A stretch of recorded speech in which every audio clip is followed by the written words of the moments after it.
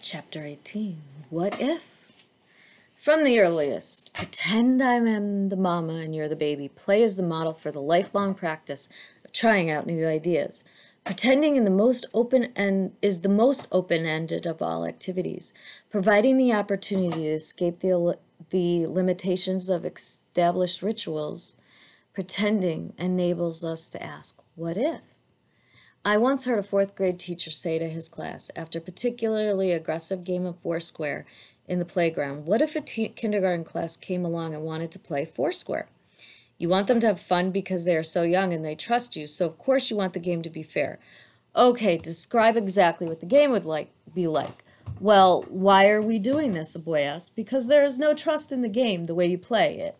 Foursquare is a simple game, easy enough for 5-year-olds, yet you kids can't seem to play it without ganging up on someone. You always make it 3 against 1. When you were in kindergarten, you were nice to each other, and you know it. Let's see if you remember some of that. Can't we just finish the game? It's almost time to go in. No, I'm calling to a halt to Foursquare until you can at least pretend to play with some semblance of fairness. Returning to my classroom, I told the kindergartners what the fourth grade teacher said. I wonder why those boys were so mean to one another, or should I say mean to certain others, I commented. Because they don't like them. Because they were mean first? No, I know why. They're pretending to be bad guys, that's why. Now they have to pretend to be good guys. It seemed so easy in the kindergarten. Nothing was locked in place yet.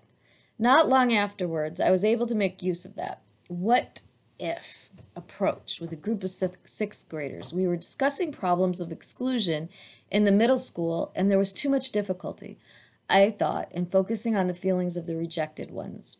A few boys had recently discovered Charles Darwin and were impressed by the idea of survival in the fittest.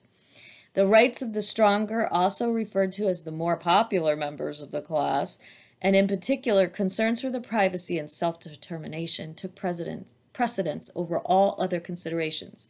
It was a clear case of intellectual bullying by a few powerful leaders in the group. A sort of verbal Tom and Jerrying. Remember how the fourth grade teacher tried to change his students' perspectives, I said. Pretend you are lawyers. Your client is a sixth grader who has been discriminated against, especially in social activities and athletics. He hires you to represent him, not in order to collect a monetary award, but to make life in school more fair and just. What would you ask for on behalf of your client? The reorientation came so suddenly, it was as if 20 cameras started flashing their lights at once. Arms began waving all over the room. Their teacher, Miss Wang, decided to write down the first 10 responses for further study before the jury goes out. She said, please speak slowly and distinctly, she added, as a lawyer probably would. Then she began to print the new rules in capital letters. 1. Open up every activity so there can be more players. 2. Don't talk so much about who's popular and who isn't. 3. Stop talking about privacy. This is a public school. 4. Find out why certain people act the way they do and don't just blame them or hate them. 5. Stand up for others, not just your best friend. 6. Fairness comes before friendship. 7. Don't call people names. 8. Don't make fun of someone. 9. Say nice things to people. I'm putting on the 10th myself, Miss Wang said, if no one minds. 10. Don't use your knowledge of Charles Darwin just to be mean or unfair. I wonder how many of you will try to follow these rules, she asked, stepping back to read them. I liked her no-nonsense approach.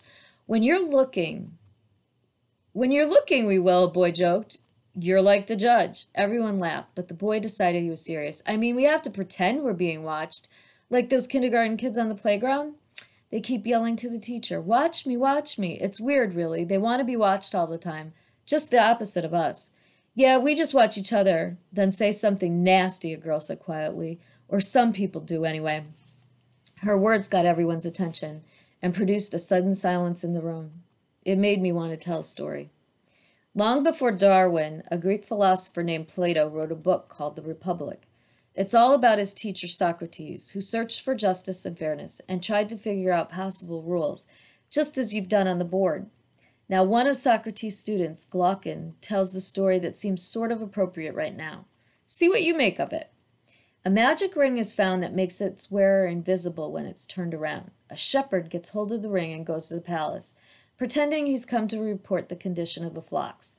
But once he's inside, he makes himself invisible, steals the jewels, conspires with the queen to get rid of the king, and takes over the kingdom. The point Glocken wants to make is that when no one is watching, people will take whatever they want and be as wicked as they can. So if no one sees you, there's nothing to stop you, Miss Wang asks, expecting no answer. Then Glocken goes even further, I continued. What if he says there were two magic rings? A just person puts on one and an unjust person puts on the other. Then what? Well, according to Glocken, both people behave in the same way, badly. In other words, if you're sure you can get away with it, you're likely to behave unjustly.